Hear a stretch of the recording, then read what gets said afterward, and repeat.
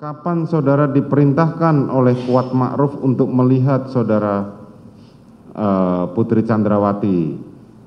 Setelah itu Om Riki pergi sama Om Richard, terus di rumah Om Kuat nyuruh saya untuk melihat ke atas dalam keadaan ibu.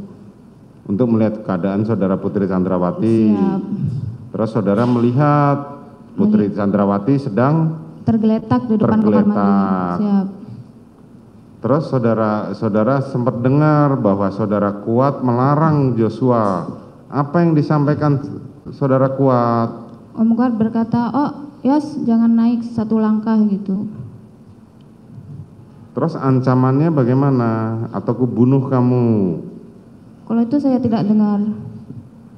Tidak dengar saya. Saudara tidak dengar? Tidak. Kenapa saudara Kuat melarang saudara Joshua? Saya tidak tahu.